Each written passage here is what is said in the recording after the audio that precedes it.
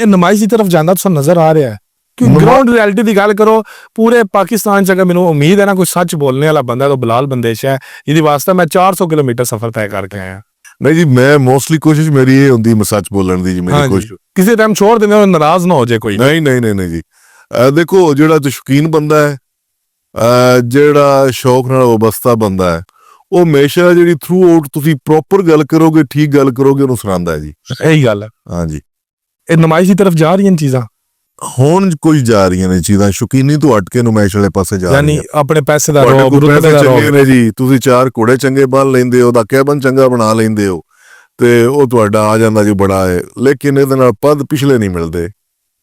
ਇੱਕ ਬੰਦੇ ਦੀ 50 ਸਾਲ ਦੀ ਤਾਰੀਖ ਹੈ, ਇੱਕ ਬੰਦਾ 2 ਸਾਲ ਤੋਂ ਮਤਲਬ ਸ਼ੌਕ ਕਰ ਰਿਹਾ, ਉਹ ਆਖੇ ਮੈਂ 2 ਸਾਲਾਂ ਚੋਂ 50 ਸਾਲ ਵਾਲਾ ਪਦ ਮਿਲਣਾ ਵਾ, ਤੇ ਉਹ ਨਹੀਂ ਹੁੰਦਾ। ਨਹੀਂ, ਉਹ ਮੁਸ਼ਕਿਲ ਹੋ ਜਾਂਦਾ, ਮੁਸ਼ਕਿਲ ਹੁੰਦਾ ਹੈ। ਖੈਰ ਇਹਦੇ ਨਾਲ ਸ਼ੌਕੀਨੀ ਔਰ ਨੁਮਾਇਸ਼ ਭਾਈਜਾਨ ਬੜਾ ਜ਼ਮੀਨ ਅਸਮਾਨ ਦਾ ਫਰਕ ਹੈ।